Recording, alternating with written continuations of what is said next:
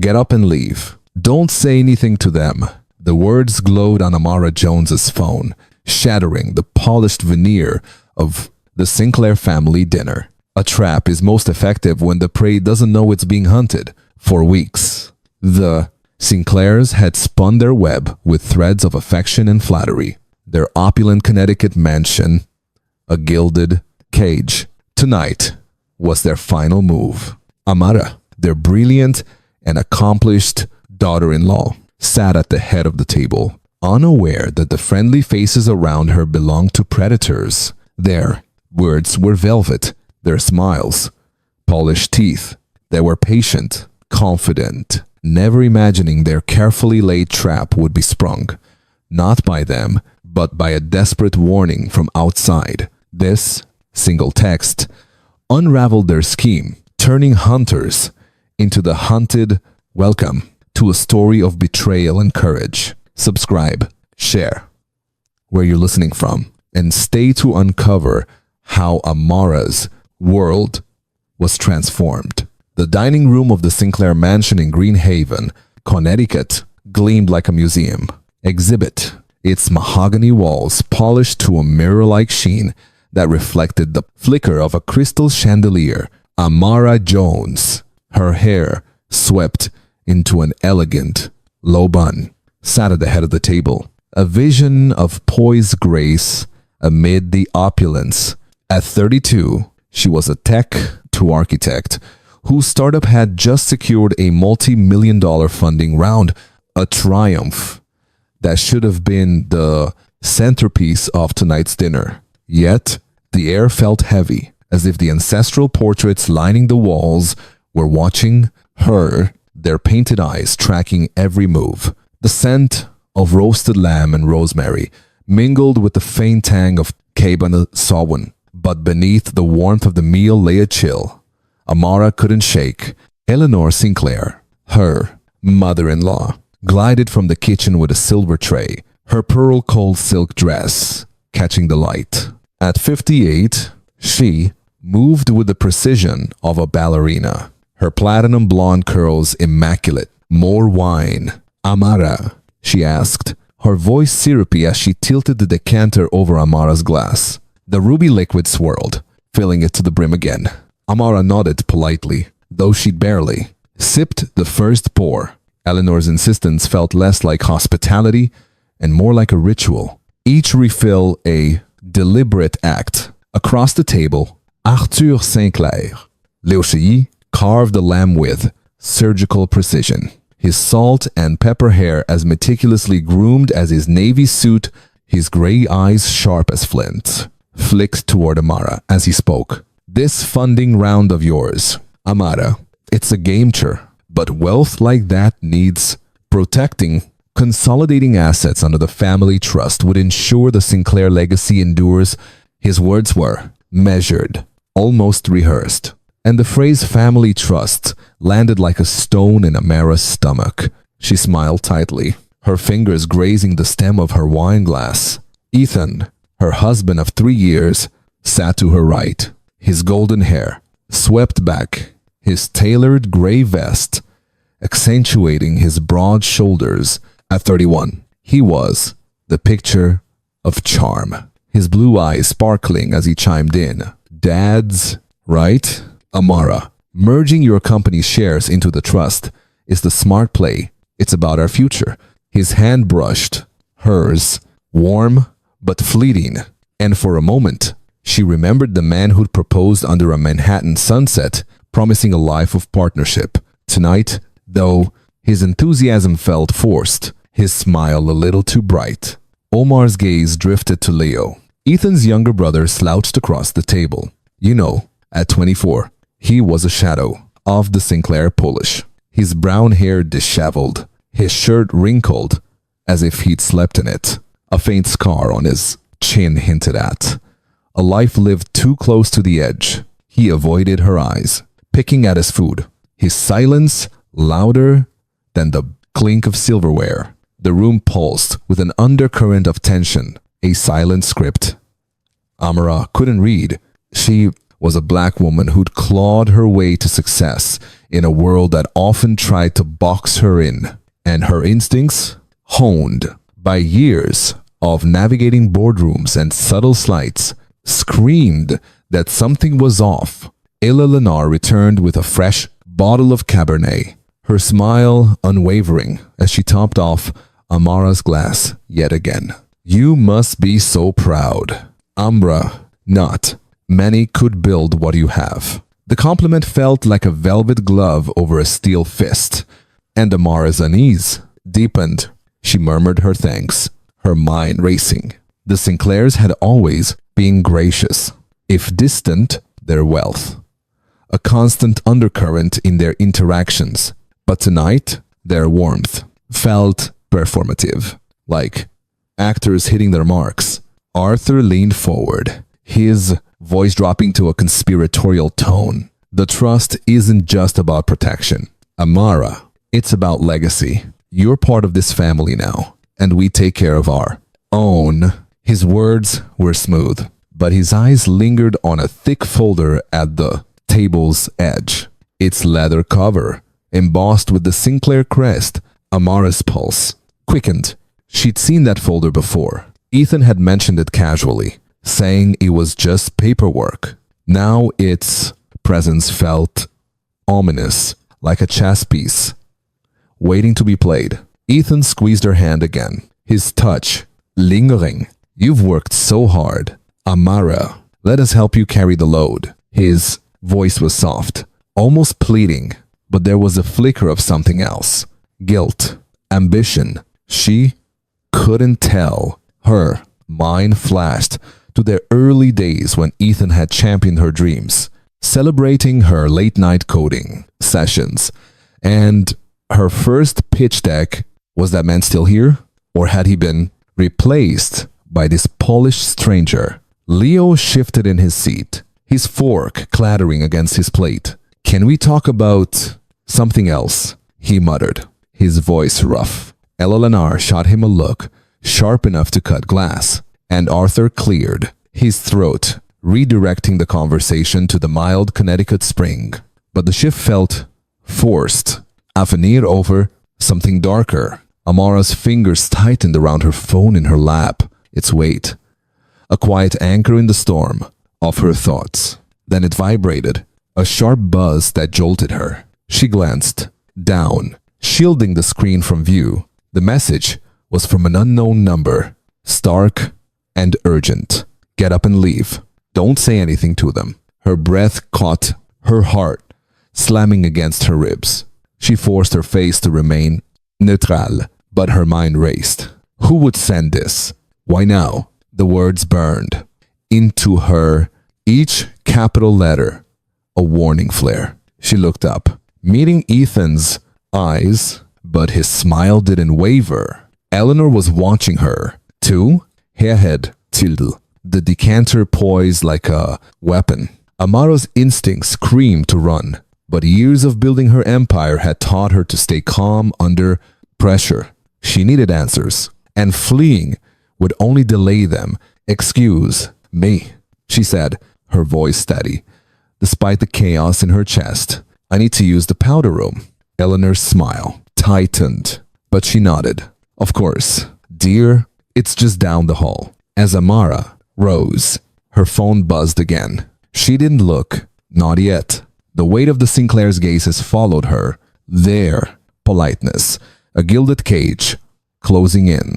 She stepped into the hallway, the portrait's eyes still tracking her, and opened the second message. Her blood ran cold as the truth began to unravel. A single text threatening to shatter the life she'd built with the family she thought she knew.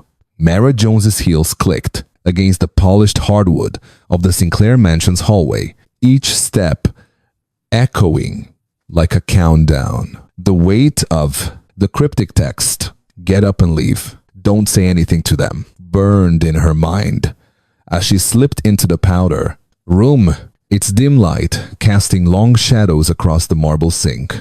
Her heart pounded, but she forced her breathing to steady. Years of navigating high stakes, boardrooms, grounding her. She locked the door, the soft click of fleeting promise, of safety, and pulled her phone from her blazer pocket. The second message stared back at her. Its urgency, like a blade. Leo owes money to the wrong people. Loan sharks from the city. They're desperate. Don't sign any papers. Amara, whatever you do. Chloe. The name flashed in her memory, tied to the number on her screen. Leo's ex-girlfriend, a young woman who'd vanished from the Sinclair orbit after their messy breakup. Amara had met her once at a tense family brunch where Chloe's quiet defiance had clashed with Eleanor's icy courtesy. Why would Chloe contact her now, after months of silence? And what did she know about Leo's debts? Amara's fingers hovered over the keyboard, her mind racing through the dinner's details. Arthur's insistence on the family trust. Ethan's too perfect smile. The leather folder looming like a guillotine. Hairgut twisted. She'd seen that folder before, dismissed as paperwork by Ethan. Now it felt like a trap. She typed quickly. What's going on? Explain. Her thumb hesitated, then hit send.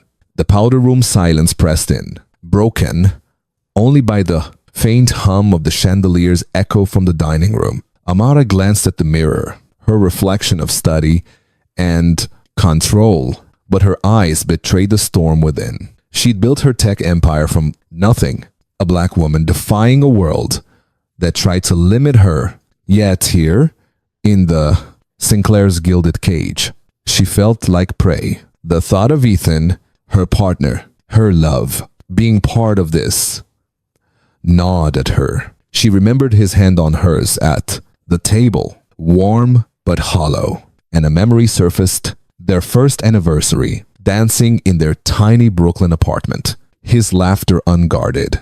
Was that man gone? Her phone buzzed. Close. Reply. Stark. Can't explain now. They're planning something tonight. That folder, it's a contract to tie your company to Leo's debts. Leave, Amara, please. The words hit like a punch, stealing her breath. Leo's debts. Loan sharks. A contract. The pieces clicked together, sharp and brutal. Arthur's talk of legacy wasn't about family pride. It was about saving Leo, the reckless son, who'd always been a liability. And Ethan, her heart rebelled, but her mind was clear. His eagerness at dinner, his push for the trust, wasn't love. It was complicity. Amara leaned against the sink, the cold marble grounding her. She couldn't run. Not yet. Fleeing would mean abandoning her company, their lives, work, to whatever scheme the Sinclairs had woven. She needed proof, a way to turn their trap against them. Her mind flashed to Jessica, her lawyer and closest friend, whose sharp wit had saved Amara in countless negotiations. If anyone could help, it was her. But calling outright was risky. Eleanor's hovering presence lingered in her memory, the way her mother-in-law's eyes tracked her every move. Footsteps approached, soft but deliberate. Amara, dear. Eleanor's voice seeped through the door, honeyed but edged with impatience. Is everything all right? Amara's pulse spiked, but she kept her tone light, just freshening up. Eleanor, I'll be right out. The footsteps retreated, but the air felt heavier, as if the walls themselves were listening. She opened her contacts, found Jessica's number, and typed a coded message. Night, Andale needs review tonight. Urgent. Jessica would recognize the signal. They'd used it before, a safeguard from their startup days. When investors tried to outmaneuver them, Amara's fingers trembled as she hit send, that her mind mapping the next steps. She couldn't confront the Sinclairs without evidence, and she couldn't trust Ethan. Not now. The folder on the table loomed. In her memory, its embossed crest, a symbol of their greed. She recalled Leo's fidgeting, his haunted eyes, and a conversation from months ago. Ethan mentioning Leo's troubles with gambling, brushed off as a phase. It wasn't a phase.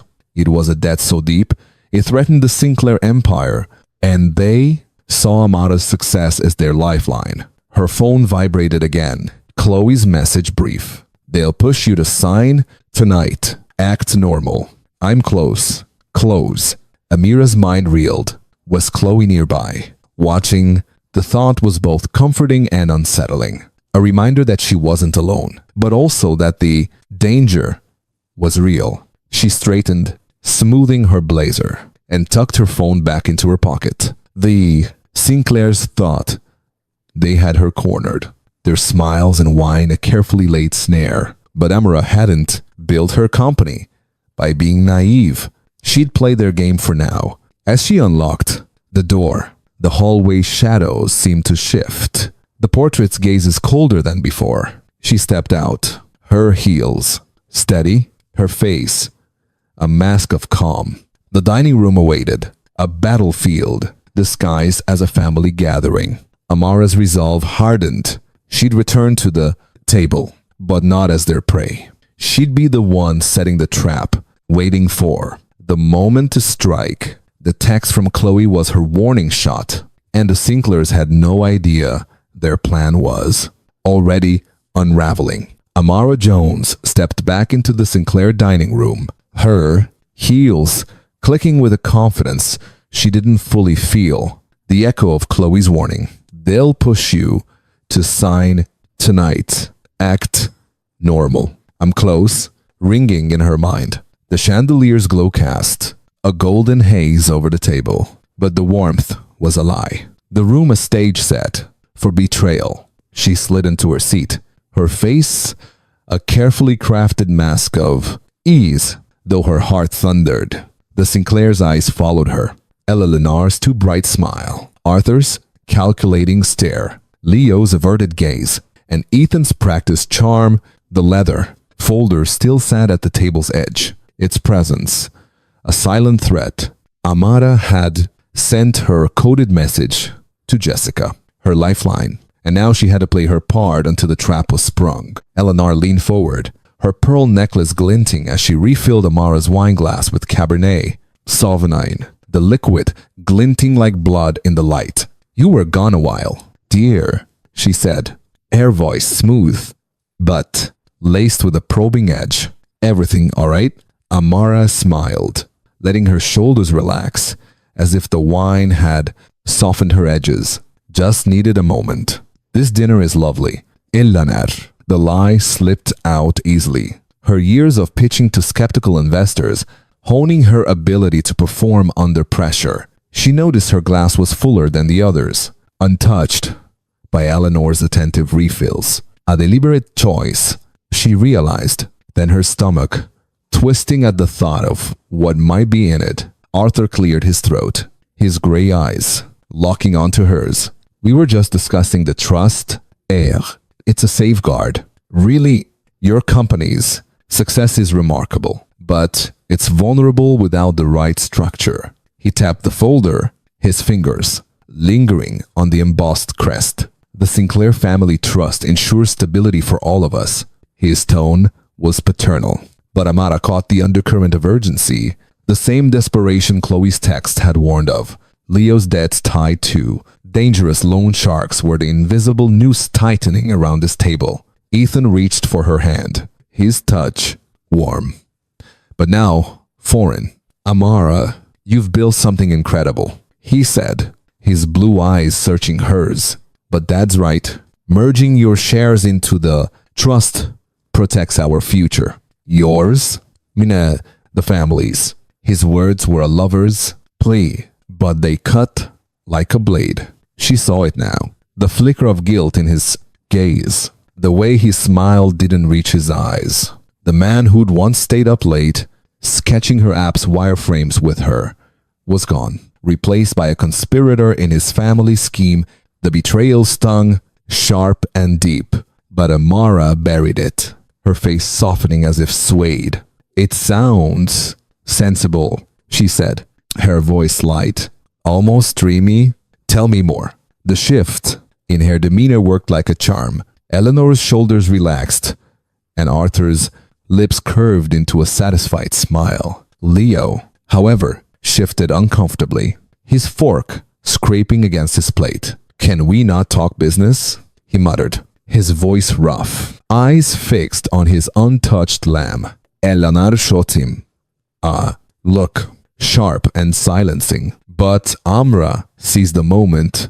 "Oh, Leo, don't be such a spoil sport," she teased, leaning forward with a playful lilt. "This is about family, right? I mean, we're all in this together." Her words were a mirror, reflecting their own rhetoric back at them, and she saw Arthur's nod of approval, unaware of her act. She took a small sip of the wine, letting it touch her lips, but not swallowing, her senses on high alert for any bitter aftertaste. It tasted normal, tart, and rich, but Chloe's warning loomed large. She set the glass down, her fingers brushing the phone in her pocket.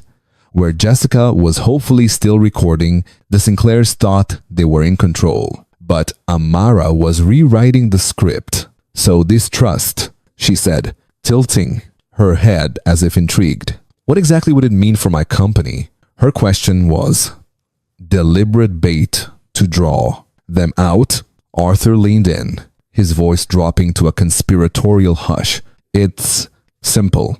Amara, your shares would be managed under our trust, ensuring they're protected from market fluctuations or unforeseen liabilities." The word liabilities hung heavy, and Amara's mind flashed to Chloe's text about Leo's debts. Arthur's careful phrasing was a veneer over their true intent to use her company's assets to cover Leo's reckless gambling. She nodded slowly, feigning consideration. "That's a lot to take in," she said, letting her words slur, just enough to suggest the wine was taking effect. Eleanor's eyes flicked to the glass, a fleeting look of anticipation crossing her face. Ethan squeezed her hand again, his voice soft. "It's for us, Amara, for our life together." The words twisted in her chest, a reminder of the vows they'd exchanged, now tainted by his complicity. She wanted to scream, to fling the truth at him, but she held back, her performance flawless. "I trust you," she murmured, her eyes meeting his, letting him believe she was still his.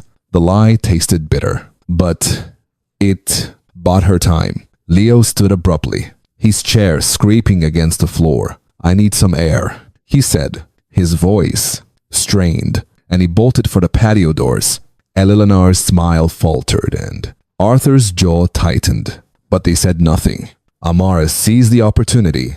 "Maybe I've had too much wine," she said with a soft laugh, fanning herself. "It's warm in here." She stood, swaying slightly, and excused herself to the library, claiming a need to check an email. As she left, she felt their eyes on her, the weight of their expectations pressing down. Her phone, still in her pocket, was her weapon, and Jessica was her shield. The Sinclairs thought they held all the cards, but Amara was about to deal a hand they'd never see coming. Amara Jones slipped into the Sinclair mansion's library, the heavy oak door closing behind her with a soft thud that felt like a barrier between her and the predators in the dining room. Her performance at the table, feigning the wine's effects, teasing Leo, and playing along with Arthur's talk of the family. Trust had bought her this moment of solitude, but her heart still raced from Chloe's chilling warning. "They'll push you to sign tonight." The library's towering bookshelves loomed in the dim light, their leather-bound volumes exuding the weight of the Sinclair legacy. Amara's phone, tucked in her blazer pocket, was her lifeline, and she needed to activate it. Now, the Sinclairs thought they had her cornered, but she was no one's prey. She moved to a corner where a velvet curtain shielded her from the hallway's view, her fingers trembling as she pulled out her phone. Chloe's last message lingered on the screen. "They're planning something tonight. That folder, it's a contract to tie your company to Leo's debts." The words fueled her resolve, but she needed more than warnings. She needed evidence. Her mind flashed to Jessica, her lawyer and confidant, whose sharp intellect had guided Amara through the cutthroat world of tech startups. If anyone could help her outmaneuver the Sinclairs, it was Jess. But a call in this house, with its watchful walls and prying ears, was a risk. Amara had to be smart. She typed a quick text to Jessica. Nightingale needs review tonight. Urgent. Call me. The code word born from late-night strategy sessions in their early startup days would signal danger without explanation. Amara hit send, then dialed Jessica's number, her breath shallow as the line rang. The library silence was oppressive, broken only by the faint clink of dishes from the dining room where the Sinclairs were likely regrouping after Leo's abrupt exit. Jessica answered on the second ring, her voice crisp. Amara, what's going on with Might and Dale? Amara exhaled relief, flooding her. Jess, I need you to listen. And record. Don't hang up. I'm putting you on speaker. She tapped the speaker icon and slipped the phone back into her blazer pocket, positioning the microphone to face outward. The device was now a silent witness, ready to capture whatever the Sinclairs revealed. Amara's mind raced back to the dining room, Eleanor's relentless refills, Ethan's hollow assurances, the folders embossed, crest glinting like a warning. Chloe's texts had confirmed her worst fears. The Sinclairs planned to use her company's assets to cover Leo's gambling debts owed to loan sharks who didn't negotiate. Ethan's betrayal cut deepest, his hand on hers, now a memory tainted by greed. She pushed the pain aside, focusing on the task. She had to return to the table, keep up the act, and draw out their plan. A knock on the door jolted her. Amara, Ethan's voice, smooth and concerned, seeped through the wood. You've been gone a bit. Everything okay? Her pulse spiked, but she steadied herself, channeling the calm she'd honed in boardroom battles. Just checking an email. Ethan, she called back, her tone light. I'll be right there. She smoothed her blazer, ensuring the phone stayed hidden, and opened the door. Ethan stood there, his blue eyes searching hers, his smile, a mask she no longer trusted. You look a little flushed, he said, stepping closer. Too much wine.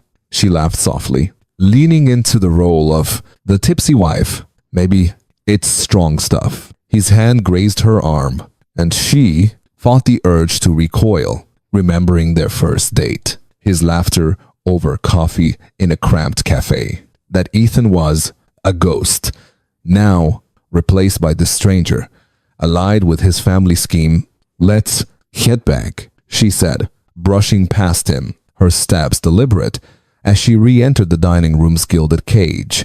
Eleanor was rearranging the table, her movements precise, but her eyes darting to Amara's wineglass. Still full.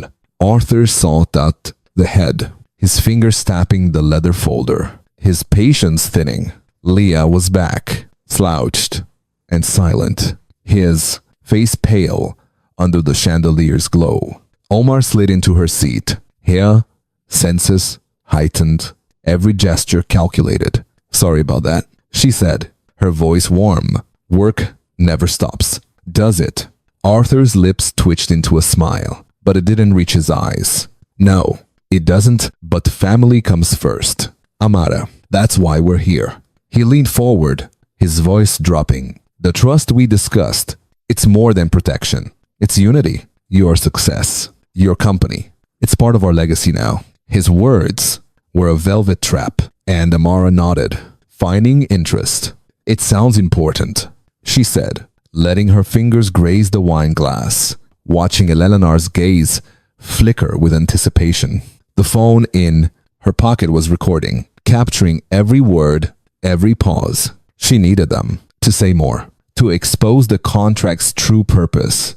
Eleanor chimed in, her tone almost too sweet. You've done so much on your own. Amara, let us take some of the burden. The hypocrisy stung. Amara had clawed her way to success as a black woman in a world that rarely made room for her, while the Sinclairs saw her achievements as a tool for their salvation. She smiled, tilting her head. I appreciate that.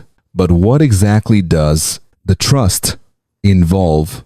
Her question was a probe, and Arthur took the bait, his voice growing eager. It's simple. Your shares would be managed collectively, ensuring no unexpected losses. The word losses hung heavy, a veiled reference to Leo's debts. Leo shifted, his chair creaking.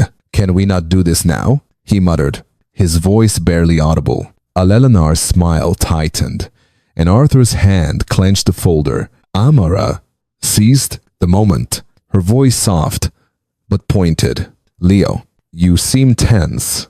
Everything okay? Her question was a dart, and his eyes flicked to hers, haunted and guilty. He said nothing, but the silence spoke volumes. The Sinclairs were unraveling, and Amara's phone was catching every crack in their facade. She was no longer just surviving their game. She was rewriting the rules, ready to turn their trap against them.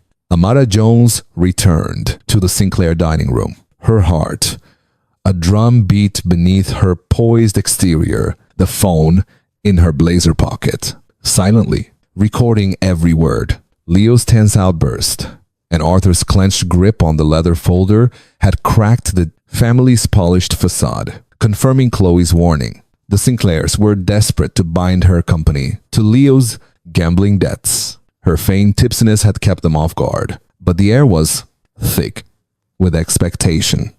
As she slid into her seat, the chandelier's light glinted off her wineglass. Still, suspiciously, fool, and Eleanor's watchful eyes tracked her every move. Amara's performance was a tightrope act, and she was about to raise the stakes. Arthur wasted no time, his gray eyes narrowing as he pushed the folder toward on her, its embossed crest catching the light like a warning. Amara, he said, his voice smooth but edged with impatience. We've talked enough about the trust. It's time to make it official. He flipped the folder open, revealing a stack of documents, and turned to the final page where a single line awaited her signature. The words personal guarantee leapt out, small but venomous, a clause that would chain her company's assets, her life's work, to Leo's reckless debts. His stomach churned, but she kept her face soft. To her, eyes wide with feigned curiosity. It's just a formality, Arthur continued, sliding a gold-plated fountain pen across the table. A way to unite our family's legacy with your remarkable achievements. His smile was a predator's. Confident, she was already ensnared. Amara's fingers brushed the pen, its weight cold and heavy. A symbol of the Sinclair's gilded trap, she glanced at Ethan, seated beside her, his blue eyes fixed on her with an intensity that once felt like love, but now wry of calculation. It's for us.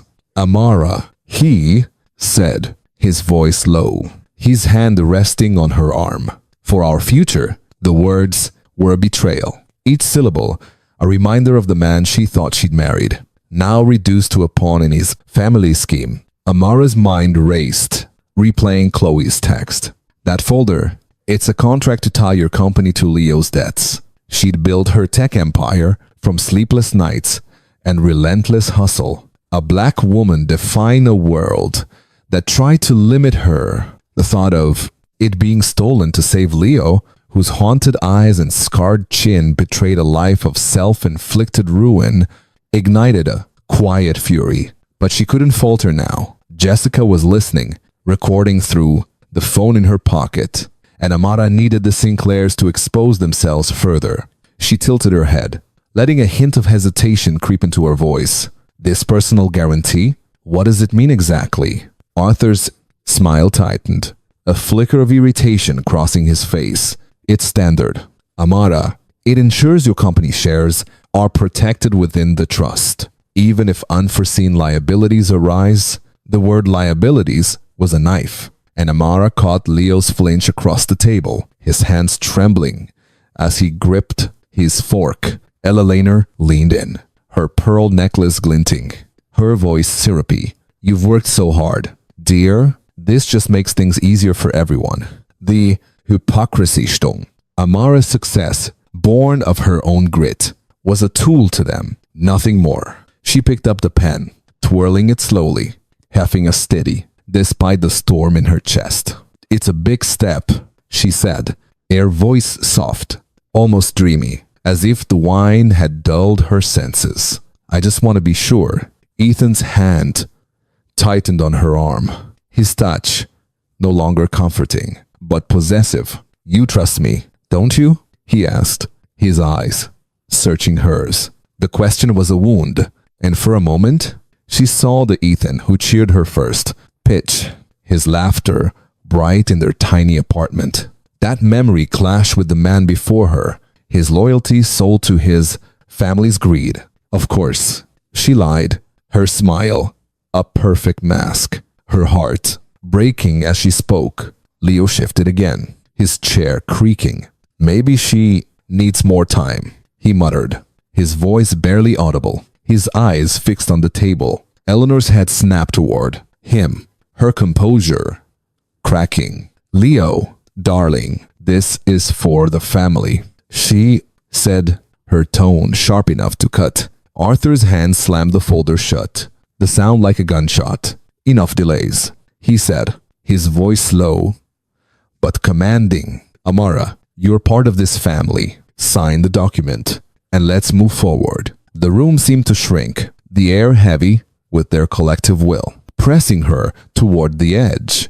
Amara's fingers tightened around the pen, her mind racing. She needed to stall to draw out more damning words for Jessica's recording. "Can I read the whole thing first?" she asked, her voice innocent, her eyes flicking to the folder. Arthur's jaw clenched, but he nodded, reopening it.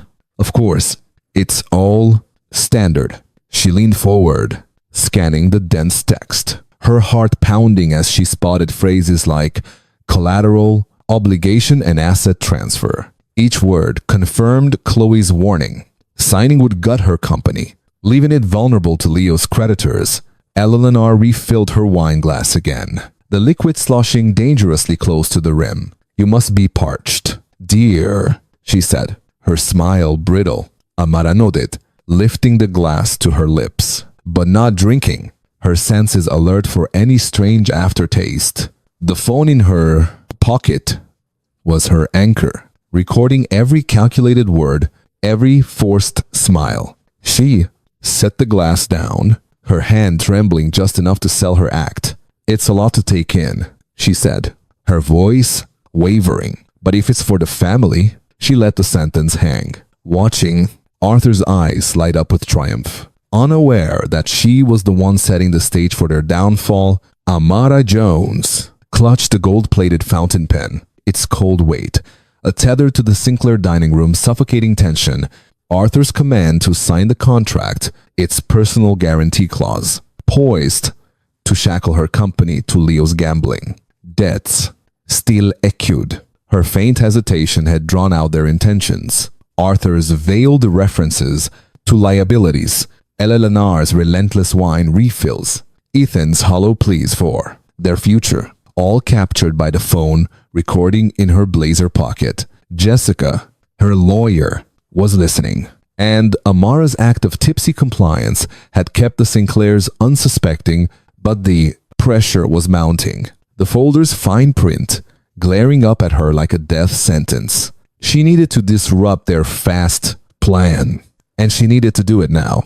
Her eyes flicked to the wine glass, brimming with Cabernet Sauvignon, a deep red, surface catching the chandelier's light. Chloe's warning about the Sinclair's desperation rang in her mind, and the glass refilled too often felt like a weapon in their arsenal. Amara's pulse raced, but her face remained soft, her lips parting in a faint, unsteady smile. "This is a big decision," she said, her voice deliberately slurred. the pen hovering over the contract. Arthur leaned forward, his gray eyes gleaming with triumph, believing her resolve was crumbling. "It's the right one. Amara," he said, his tone almost paternal. "For the family." Ethan's hand rested on her shoulder, his touch of betrayal that burned.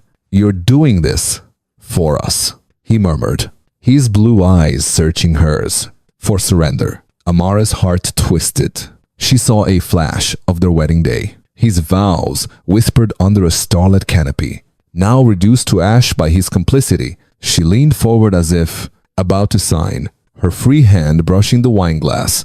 Then, with a calculated stumble, she gasped, "Oh, I'm so dizzy," and lurched forward, her arm sweeping the glass across the table. The Cabernet spilled in a crimson arc, soaking the contract, the dark liquid bleeding into the paper like ink on a wound. Arthur's roar shattered the room's veneer. "Damn it, Amara," he bellowed, his polished facade cracking as he lunged for the folder, now a sodden mess. The fine print blurred, the signature line obliterated. Eleanor gasped, her pearl necklace clattering as she scrambled for a napkin, her composure unraveling.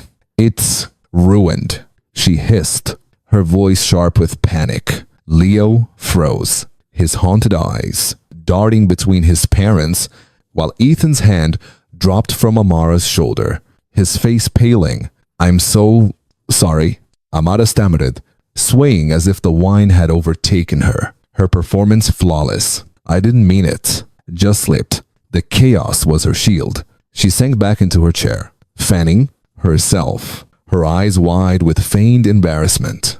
"It's so warm in here," she mumbled, her words slurring just enough to sell the act. Eleanor, clutching a napkin, tried to salvage the folder, but the pages stuck together. The ink, a smeary ruin.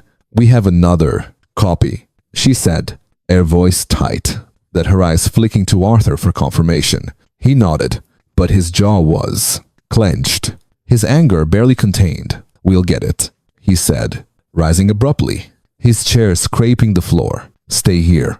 Amara's mind raced, her phone still recording the Sinclairs' unraveling.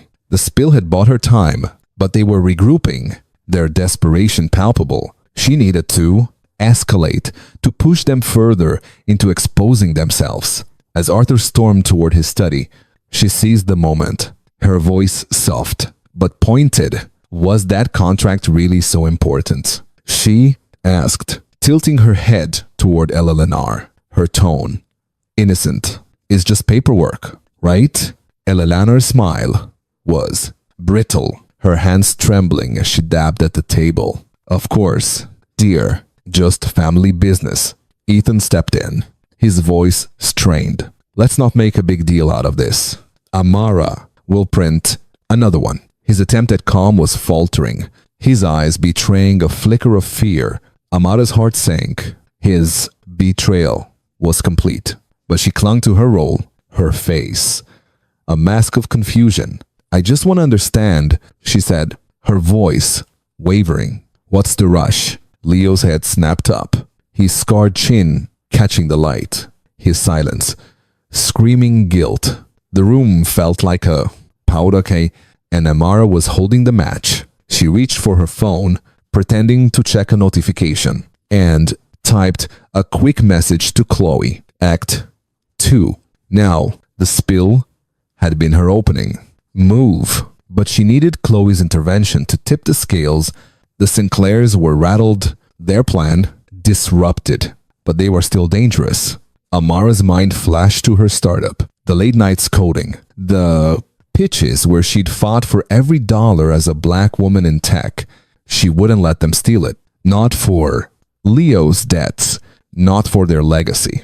The phone in her pocket was her weapon. Jessica, her ally, and Chloe, her wild card.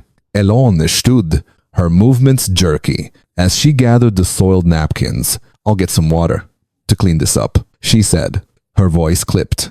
But her eyes lingered on Amara's wine glass, still half full. You should drink something. Dear, you look pale. The suggestion was a command, and Amara's instincts screamed. There was something in that wine, something to make her compliant. She nodded, lifting the glass, but only touching it to her lips. The faint bitterness confirming her fears. You're right, she said, setting it down, her smile unwavering. I'll be fine. The dining room door swung open. As Arthur returned, a fresh contract in hand, his face a mask of barely controlled fury. Let's try this again, he said, his voice low. Dangerous. Amara's pulse spiked, but she held her ground, her act intact. The Sinclairs thought they'd regain control, but her spill had shifted the game. Chloe was coming, and the truth was about to crash through their carefully laid trap. The Sinclair dining room pulsed with a brittle tension, the crimson stain of spilled wine still seeping into the tablecloth, a testament to Amara Jones's calculated disruption. Arthur clutched a fresh contract, its pristine pages, a renewed threat to bind her tech empire to Leo's gambling debts, her phone hidden inside her blazer pocket. Amara's phone kept recording, every damning word captured, every mask slipping. Jessica was listening remotely, her steady presence a lifeline. Amara leaned back, feigning calm, her heart pounding as the Sinclairs' carefully laid trap began to fray. Eleanor's smile was tight and brittle, Arthur's fury barely concealed, Ethan's charm dissolving into unease, Leo pale with dread. The family was rattled, regrouping, tightening their net. But Amara had planned her own countermove. The shrill chime of the doorbell cut through the room like a blade. The conversation froze. Eleanor's pearl necklace shimmered as she turned sharply to Arthur. Who could that be at this hour? Arthur's jaw tightened as he strode to the door. When it swung open, the mansion's gilded air met something far more grounded. Chloe, her brown hair was pulled into a loose ponytail, her gray sweater and worn jeans stark against the Sinclair opulence. At 23, she carried the weary weight of scars. Yet her hazel eyes burned with purpose. Chloe, Arthur's voice was a low growl, the edges of his composure fraying. What are you doing here? This is a family dinner. Dear, Eleanor added quickly, her smile brittle as glass. You're not welcome. But Chloe didn't flinch. She stepped inside, her voice steady, carrying urgency. I got a call. The people Leo owes money to, they're done waiting. If they don't get their money by midnight, they're coming here to Greenhaven. The words landed like a grenade. Air vanished from the room. Leo slumped in his chair, trembling. Ethan's face drained of color. Eleanor forced a laugh that cracked around the edges. That's absurd. Leo's troubles are under control. But her eyes betrayed her, darting toward Arthur. I'm not mistaken. Chloe pressed on. Her voice rose, unwavering. I was caught in your trap once. Eleanor, 2 years ago, you pressured me to sign away my savings to cover Leo's debts. I lost everything, my apartment, my job. I won't let you do the same to Amara. Her accusation hung in the air, heavy and undeniable. Amara's breath caught, the parallels chilling. Arthur's face darkened. You're delusional. Girl, leave now, or I'll call the police. Call them. Chloe shot back, her voice sharp with defiance. Tell them about Leo's loan sharks. Tell them about your family trust. Tell them how you plan to strip Amara's company to patch your crumbling empire. Amara seized the moment. Her voice was soft, but piercing. Is that true? Arthur, were you going to use my company to cover Leo's debts? She lifted the gold-plated pen still in her hand. Her eyes locked on Ethan. Ethan's silence was deafening. His gaze dropped. Finally, his voice cracked. Amara, we had no choice. Leo owes $50,000 to dangerous people. Dad's board seat is at risk. We thought your company could handle it. The confession hit like a blow. Betrayal laid bare. Amara's heart splintered, but her resolve only hardened. Slowly, she pulled her phone from her pocket, the screen glowing with the recording app's timer. Jessica heard everything, she said, her voice cold as steel. My lawyer has been listening since I walked into this room. Every word, every lie, every push to sign that contract. Shock rippled across their faces. Eleanor's hand flew to her pearls. Amara, we were only protecting Leo, protecting him by stealing from me, by drugging my wine. Amara gestured to the untouched glass. That's preposterous. Arthur snapped, but Leo's sobs shattered the denial. It's true, the wine mom said. It would make it easier. His voice broke. Eleanor gasped, her facade crumbling. While Ethan's eyes pleaded with Amara for forgiveness, she could never grant. For a moment, silence swallowed the room. The Sinclairs, who had cloaked themselves in power and privilege, were stripped bare. Amara stood taller, the weight of her ancestors, her years of grit, her own earned empire, steadying her spine. You thought I was an easy mark, she said, her tone calm, yet cutting. But I fought harder battles than this. Your trap failed. She turned toward Chloe, who stood resolute at her side, a reflection of her own defiance. Two women, once nearly broken by the same family, now bound by shared survival. Together, they stepped out of the Sinclair mansion into the cool Connecticut night. The betrayal still burned, but Amara was no longer the hunted. She held the reins. Now, the gravel driveway crunched beneath their steps. Behind them, the great house loomed, an edifice of old money and fragile illusions. Tonight, its grandeur had crumbled into something hollow. Chloe's modest sedan waited across the street, its engine humming softly against the quiet. You okay? Chloe asked, her voice gentle but probing. Amara nodded, her voice steady, though her chest ached. I will be. She looked back once more at the mansion, its lights glowing like a false beacon. The recording in her pocket was a weapon, but she chose not to wield it, not out of mercy, but because she refused to let the Sinclairs define her next chapter. Thank you, she whispered to Chloe, her words carrying the weight of all that had almost been lost. You risked everything coming here. Chloe's smile was faint, but fierce. I couldn't let them do to you what they did to me. They drove into the night, headlights cutting across the dark Connecticut road. The silence between them wasn't heavy, it was companionable, a quiet promise of survival, of moving forward. Behind them, the Sinclair's empire was unraveling. Ahead, freedom stretched wide and open. By the next morning, Amara was back in her New York apartment. The city skyline stretched across the horizon like a jagged crown of steel and glass. It wasn't just a view. It was a reminder of everything she had built with her own hands. Of nights spent coding until her eyes blurred. Of boardrooms, where her voice had been the only one that sounded like hers. On her desk lay the divorce papers Jessica had prepared. The packet of documents felt heavier than any contract she had ever signed. Signing them meant severing not only her marriage, but also the fragile tether that bound her to Ethan's family. Her pen hovered above the line, memories, flickering like unwelcome ghosts. She remembered Ethan in their early days, his steady hand on her back when she pitched her first investor, the way he told her that her dreams mattered. For a while, she had believed he saw her fully, but that man had vanished, replaced by someone who measured her worth not in love, but in leverage. He had let his family turn her into their safety net. Tears stung her eyes, but her resolve did not falter. She signed her name in deliberate strokes, each letter a declaration. When it was done, she exhaled, not with relief, but with a sober clarity. She was finished saving those who would gladly see her destroyed. She was done being anyone's lifeline but her own. The world beyond her walls shifted quickly.